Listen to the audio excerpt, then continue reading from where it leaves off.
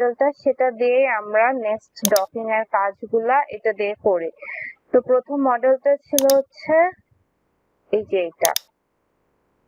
এটা হচ্ছে model number 1 ছিল সুইস মডেলার FGIG এই টেমপ্লেটের উপর করা ছিল। তো এটা দিয়ে করে তো ডকিং করার আগে আমাদের একটা কাজ করতে হবে, সেটা হচ্ছে এনার্জি মিনিমাইজেশনের কাজ। তো এনার্জি মিনিমাইজেশনটা কি? এনার্জি মিনিমাইজেশন খুবই সিম্পল, যে আমাদের যে প্রোটিনটা সেটা তো একটা র স্ট্রাকচার, সেটা হচ্ছে আমাদের টুল থেকে আসছে, একটা সার্ভার থেকে আমাদেরকে কমপ্লিট করে দিয়েছে। এই যে স্ট্রাকচারটা সেটা এনার্জি মিনিমাইজ না। তো এনার্জি মিনিমাইজেশন হচ্ছে যে এমন কোঅর্ডিনেটস এর সেট খুঁজে বের করা প্রোটিনের মধ্যে আমার যে স্ট্রাকচারটার একদম মিনিমাম এনার্জি কনফরমেশনটা এনে দিবে, মানে আমাদের প্রোটিনটাকে এমন কোঅর্ডিনেটস এ আনা, এমন সেট অফ কোঅর্ডিনেটস যেটাতে আনার পর আমাদের প্রোটিনটা একদম মিনিমাম এনার্জি কনফরমেশনে থাকবে। সো এনার্জি মিনিমাইজেশন দরকার স্পেস প্রপার মলিকুলার অ্যারেঞ্জমেন্টটা ডিটারমাইন করার জন্য যে ঠিক আছে কিনা। তো যেহেতু যে মডেলগুলো আমাদের জেনারেটেড হয়েছে সেগুলা এনার্জেটিক্যালি ফেভারেবল না, আমাদের এগুলো আলাদা করে সফটওয়্যার বা টুলস ইউজ করে এনার্জেটিক্যালি ফেভারেবল একটা পজিশনে নিয়ে আসতে হবে আমাদের প্রোটিনের মডেলগুলা। তো এটা আমাদের যে রিসেপ্টর প্রোটিন ধরে নিলাম XA21, এটা হচ্ছে আমাদের ডোনার প্রোটিন। তো আর আমাদের আরেকটা প্রোটিন থাকবে ডকিং করার জন্য, সেটা হচ্ছে আমাদের রিসেপ্টর প্রোটিন। তো দুইটা প্রোটিনের ক্ষেত্রেই আমাদেরকে এনার্জি মিনিমাইজেশনটা করে আনতে হবে, তাহলে আমাদের ডকিং এর রেজাল্ট অনেক ভালো আসবে এবং অ্যাকুরেসিও বেশি আসবে। তো প্রথমে হচ্ছে আমাদের এই মডেলটা আমাদের এক্সপেরিমেন্টাল মডেল, এবং আমাদের আরেকটা প্রোটিন লাগবে যেটা হচ্ছে আমাদের ডকিং এর রিসেপ্টর প্রোটিন হবে। তো রিসেপ্টর প্রোটিন কিভাবে খুঁজে বের করবো, সেটা হচ্ছে পেপার পড়লে আপনারা যে প্রোটিন নিয়ে কাজ করবেন সেটা নিয়ে পড়লে আপনারা আইডিয়া পাবেন যে প্রোটিনটা এই ধরনের প্রোটিনের সাথে ডকিং করতে পারে, বাইন্ড করতে পারে। তো এইভাবে হচ্ছে আইডিয়া পাওয়া যায় বিভিন্ন ভাবে যে রিসেপ্টর মলিকিউল কি হতে পারে। তো আমাদের যে প্রোটিনটা XA21 সেটা দেখা গিয়েছে ওসাক ফ্যামিলির প্রোটিন। এদের সাথে ওদের বাইন্ডিং অ্যাফিনিটি থাকতে পারে এমন ধারণা করে অনেক পেপার আছে, অনেক না, দু একটা। তো ওই ওসাক প্রোটিনেরই একটা প্রোটিন নিয়ে আমরা হচ্ছে ডকিংটা করব। তো ওই প্রোটিনটার আবার পিডিবি স্ট্রাকচার আমাদের পিডিবি ব্যাংকে আছে। তো আমরা পিডিবি ব্যাংকে যাব, ওই প্রোটিনটার স্ট্রাকচারটা যদি না থাকতো ধরেন আবার ওইটাও মডেল করে আনা লাগতো। তো যেহেতু আছে ওটা আমাদের মডেলিং করা লাগতেছে না। এই যে আমাদের পিডিবি ব্যাংক, এবং ওই প্রোটিনটা ছিল হচ্ছে ওসার, এই যে ওসার, এই ডোমেনটার সাথে ওরা হচ্ছে বাইন্ডিং করে। সার্চ দিলাম,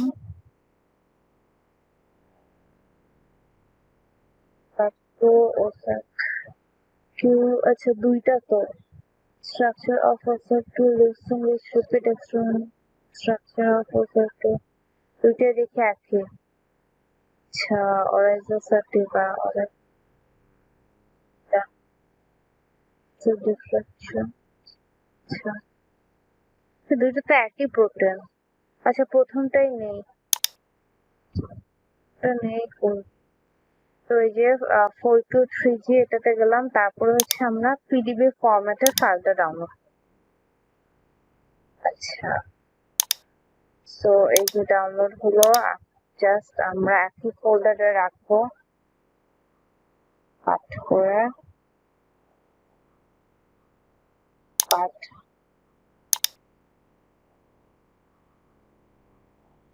আমাদের প্রোটিন মডেল।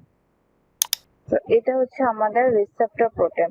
তো এখন আমরা একটু ওপেন করে দেখি নোটপ্যাডে, এই যে নোটপ্যাড।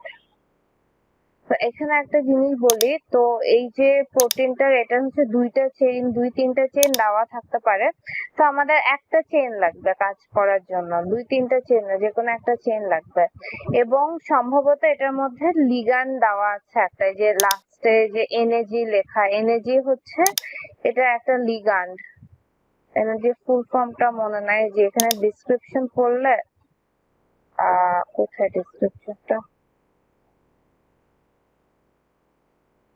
ফার্স্ট পৃষ্ঠায় ছিল। এই যে দুইটা চেইন মলিকিউল এবং লিগ্যান্ড কি আছে, এই যে লিগ্যান্ড, একটা লিগ্যান্ড দেওয়া এই পিডিবি ফাইলটার মধ্যে। এই যে এনএজি যেটা, এটা হচ্ছে 2 অ্যাসিটোমাইড সামথিং বেটা গ্লাইকোপাইরানোজের। তো এই লিগ্যান্ডটাও আমাদের লাগবে না, কারণ আমরা হচ্ছে প্রোটিন প্রোটিন ডকিং করব। তো আমাদের কি করতে হবে, লিগ্যান্ডের কোঅর্ডিনেটস গুলা ডিলিট করে দিতে হবে। তো এখান থেকে আমরা কি করব, লিগ্যান্ডের কোঅর্ডিনেটস গুলো একটু খুঁজবো। এই যে লিগ্যান্ড, এই যে আমাদের এনএজি এনএজি এনএজি এনএজি লেখা, সেটা হচ্ছে আমাদের লিগ্যান্ড। এই পাশে হচ্ছে আমার চেইন নাম্বার দেওয়া, এই চেইন বি চেইন। তো এই যে, আর এগুলো হচ্ছে আমার অ্যাটম নাম্বার। তো এই যে হিট অ্যাটম যেখানে দেওয়া, সেটাই মানে হচ্ছে লিগ্যান্ড। তো এখানে আমাদের পানির মলিকুল গুলাও, পানির অ্যাটম মলিকুল গুলাও আমাদের ডিলিট করে দিতে হবে, যে হিট অ্যাটম। আমাদের শুধু প্রোটিনের কোঅর্ডিনেটস লাগবে। তা আমি কি করবো, এখান থেকে ধরে এখানে সিলেক্ট করলাম, তারপর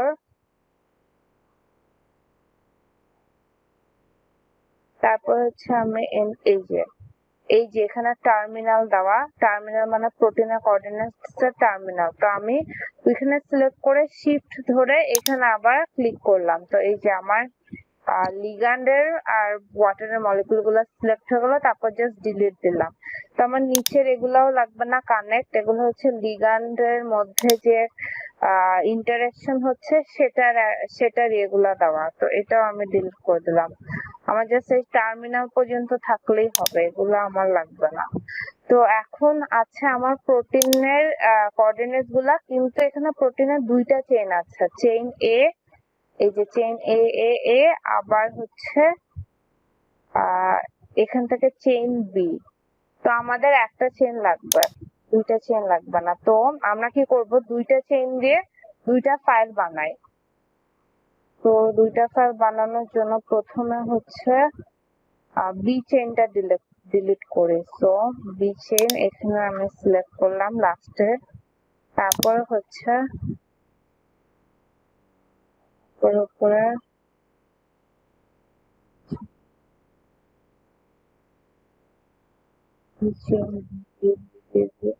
এখানে হচ্ছে আমার বি চেইন।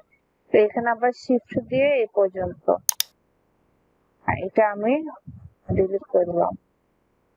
ওকে, দুইটা টার্মিনাল দেওয়া, একটা লাগলো। আচ্ছা, তো এটা হচ্ছে আমার এই চেইন। তো এইটা আমি সেভ করে রাখবো, এখানে জাস্ট আমার প্রোটিনের কোঅর্ডিনেটস। তো সেভ অ্যাজ 433G, আর এটা হচ্ছে চেইন এ, আর এটার টাইপ হচ্ছে পিডিবি। অল ফাইলস দিলাম, আর টাইপ দেব হচ্ছে ডট পিডিবি। আচ্ছা, এটা গেল চেইন এ। আবার এবার একটু চেইন বি টা আলাদা করতে হবে, আমাদের দুইটা চেইনই লাগবে, দুই কাজে লাগবে আমাদের দুইটা চেইন। এটা আমরা দেখবো। নোটপ্যাড, এটা ছিল চেইন এ, ডিলিট করলাম, চেইন বি ডিলিট করলাম, এখন চেইন এ। তো চেইন এটাও আমরা হচ্ছে এই যে লাস্টে সিলেক্ট করলাম, দেন জাস্ট এত ইনফো লাগবে না, এখানে এক্সপেরিমেন্টাল অনেক কন্ডিশন দেওয়া, তো থাকলে সমস্যা নাই এগুলা। তো এখানে শিফট দিয়ে চেইন এ ডিলিট। ওকে, সো এখন আছে আমার জাস্ট চেইন বি। তো এটাই আমি সেভ অ্যাজ দিয়ে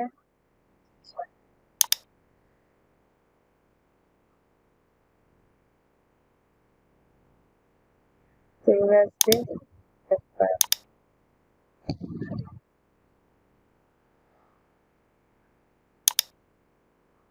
chainb.pdb, save type as all file। আচ্ছা, তো এটা আমার দুইটা চেইন, দুইটা পিডিবি হয়ে গেল। এখন যদি আমি এটা ওপেন করি, ওপেন উইথ ক্যামেরা,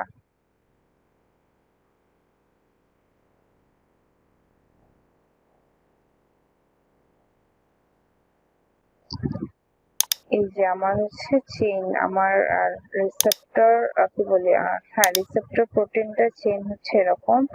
এখানে যদি আমি দেখি তো সিলেক্ট চেইন, যে চেইন এ একটা চেইন, তো আমি এটা ক্রস করি। আমরা এখন একটু এনার্জি মিনিমাইজ করে নেব আমাদের স্ট্রাকচার গুলা। তো এনার্জি মিনিমাইজেশনের জন্য অনেকগুলা সফটওয়্যার, না অনেকগুলা না, দু তিনটা হচ্ছে সার্ভার অ্যাভেলেবল যেগুলা ভালো, আর একটা সফটওয়্যার আছে যেটা ইউজ করে আমরা এনার্জি মিনিমাইজ করতে পারি। তো সবচেয়ে ভালো যে সার্ভারটা সেটা হচ্ছে ইয়াসারা, ইয়াসারা এনার্জি মিনিমাইজেশন। তো ইয়াসারা নরমালি হচ্ছে আমার ইয়াসারা হচ্ছে নরমালি কমার্শিয়াল একটা সফটওয়্যার ওরা ইয়ে করে, সফটওয়্যার ওরা মানে দেয়, কিন্তু ওদের এনার্জি মিনিমাইজেশন সার্ভারটা হচ্ছে ফ্রি, কিন্তু বাকি যত কাজ ডকিং এর, তারপরে হচ্ছে মলিকুলার ডায়নামিক্স এর, সেগুলোর জন্য হচ্ছে লাইসেন্স লাগে বা সফটওয়্যারটা কিনতে হয়। কিন্তু এই সার্ভারটাই জাস্ট ফ্রি এনার্জি মিনিমাইজেশন। তো এখানে জাস্ট আমরা যে ব্রাউজ দিয়ে আমাদের পিডিবি ফাইলটা জাস্ট আপলোড করে দেবো, আর তেমন কাজ নাই। এই যে প্রোটিন মলিকুলে এই যে আমাদের প্রথম মডেলটা ছিল, তারপর হচ্ছে সাবমিট। তো এটা 2-3 ঘন্টা লাগে এটা রেজাল্ট আসতে। ও আচ্ছা, মেল অ্যাড্রেস দেয় নাই।